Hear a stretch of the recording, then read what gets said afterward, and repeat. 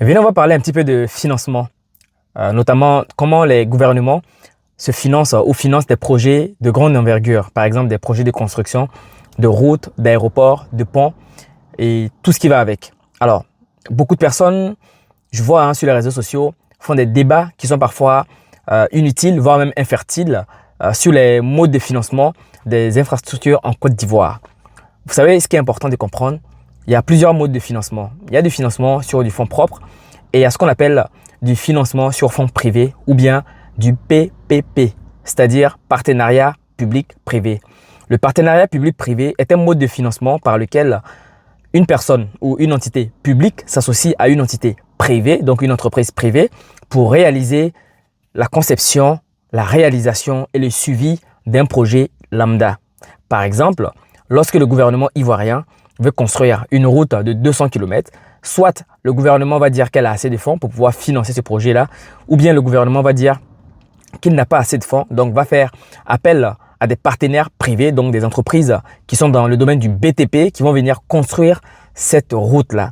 Et ce contrat-là se formalise par ce qu'on appelle un PPP, partenariat public-privé. C'est-à-dire le gouvernement ivoirien, par exemple, s'associe à l'entreprise privée pour pouvoir réaliser ce projet-là. Alors, il faut comprendre qu'il y a un délai dans les partenariats publics-privés. Ça varie entre 15 et 30 ans en général.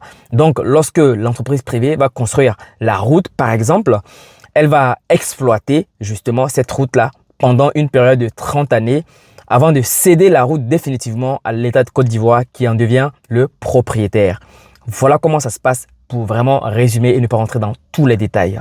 Ce mode de financement est très bénéfique tant pour les États que pour les entreprises privées parce que ça permet justement aux États qui n'ont pas assez de moyens ou même qui ont des moyens de pouvoir se soulager sur le plan de la trésorerie. Vous savez, les gouvernements ont toujours besoin de trésorerie et donc les entreprises, elles aussi, ont besoin de la trésor, certes, mais ont des mécanismes de financement. C'est-à-dire, lorsque le gouvernement ivoirien va aller voir une entreprise privée pour venir réaliser le projet de route, cette entreprise privée va aussi aller voir ses partenaires financiers, donc les banques, pour pouvoir financer ce projet-là, moyennant un intérêt, évidemment. Et donc, ce qui va se passer, c'est que sur la période de 30 ans, c'est pas comme si l'entreprise privée va encaisser l'argent à 100%. Oui, si l'entreprise réalise, par exemple, un bénéfice de 10 000 euros, admettons, sur les 10 000 euros, il y a une négociation qui va être mise en place de telle sorte qu'il va avoir au moins peut-être 3 000 euros qui va revenir à l'État ivoirien et le reste à l'entreprise privée jusqu'à ce qu'elle retire tout son argent qu'elle a financé dans le projet, donc au bout des 20-30 ans. Et par la suite, elle va redonner le projet qu'elle a construit, donc la route, donc la concession de la route va être redonnée à l'État.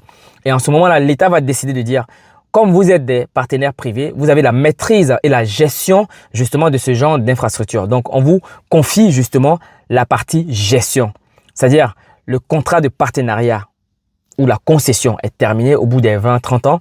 Donc, l'État va quand même continuer à les confier la mission de réaliser l'entretien, en tout cas, voilà, la maintenance de toute cette infrastructure-là. Par exemple, vous allez voir souvent sur les routes ou sur les autoroutes, il y a ce qu'on appelle le péage. C'est le péage qui, justement, va permettre à l'entreprise privée qui a construit cette route-là de pouvoir se rembourser son argent qu'il a injecté dans ce projet-là. Et donc, un projet de cette envergure ne peut être gratuit, c'est pas possible. Il faut bien que quelqu'un paye. Et si quelqu'un doit payer, c'est nous, les usagers de la route, qui devons payer pour ce projet de route. Parce que la route, plus elle est belle, plus elle est bien entretenue, plus les distances deviennent réellement, très courtes. C'est pour ça que vous allez voir en France ici, par exemple, lorsqu'on prend les routes du Nord, la plupart des routes du Nord sont exploitées par Vinci. Lorsque vous prenez les routes de l'Est, il y a du péage, évidemment, on paye. Mais les routes de l'Est, par exemple, sont exploitées par Eiffage au travers de leur filiale APRR. Donc, tout ce qui est APRR, voilà, c'est Eiffage. Et donc, il y a aussi Bouygues qui va exploiter une petite partie. Mais en tout cas, le gros des gros, c'est Vinci et Eiffage. Et c'est comme ça qu'il faut vraiment retenir. Un projet d'autoroute moyennant le paiement d'un péage n'est pas forcément mauvais parce que la route permet de désengorger, justement, de raccourcir les distances. Et ça, c'est très, très, très important pour un pays, car rien ne peut se développer, rien ne peut se faire sans qu'il y ait de très, très belles routes. Regardez, moi, souvent, je prends la voiture, je fais la distance Paris-Bruxelles en 3 heures. En 3 heures, voire même 2h30. À partir de Paris, j'en ai pour 2h30, je suis à Bruxelles. Pourtant, c'est plus de 300 km. Vous voyez, donc, avec la route, on peut réellement tout faire. Et donc, avant de venir sur les réseaux sociaux et faire des débats infertiles, notamment sur la dette de l'État et compagnie, je pense que le mécanisme qui est employé est beaucoup plus compliqué que ça. Et il faut qu'on s'acculture sur le sujet. Ce n'est pas parce qu'un gouvernement a confié la réalisation d'un projet d'infrastructure à une entreprise privée que cet État-là s'est endetté dans de mauvaises dettes. Parce que ce qu'il faut retenir aussi, il y a ce qu'on appelle de la bonne dette et il y a ce qu'on appelle de la mauvaise dette. Et donc, avant de se lancer dans des débats, il faut déjà comprendre le mécanisme de financement. Pourquoi est-ce que les autres États, justement, fonctionnent de la sorte? Quel est l'impact? Quelles sont les conséquences? Quels sont les bienfaits? Voilà toute l'analyse qu'on doit tous mener avant de rentrer dans des débats. Et donc, je tenais à vous clarifier ces sujets-là, car le partenariat public et privé est le moyen pour moi le plus efficace pour les États de pouvoir refinancer un projet, permettant ainsi de ne pas dégager de la trésorerie dans les caisses du gouvernement. Et donc, cela va se rembourser sur 10, 15, 20, 30 années par la suite. Et ça, c'est vraiment très important. Vous-même, lorsque vous avez beaucoup de biens immobiliers, qu'est-ce que vous faites? Vous allez aller mettre un bien immobilier en hypothèque, aller prendre l'argent à la banque pour venir construire un premier et ainsi de suite, répéter le même mouvement.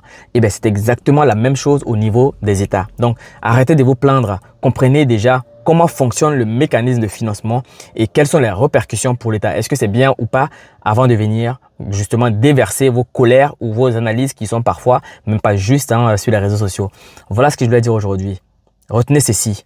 Le partenariat public-privé est un mode de financement qui permet aux États de se financer auprès des entreprises privées. Ce financement est indispensable pour des projets de grande envergure. Ce qui est très important, c'est que l'État n'a plus à aller chercher de l'argent auprès de la banque parce qu'elle va se confier directement à l'entreprise privée. Oui, cela reste une dette de l'État vis-à-vis de cette entreprise privée, mais posez-vous la question, quel est le type de dette? C'est de la bonne ou de la mauvaise dette? Ça, c'est la deuxième chose à voir.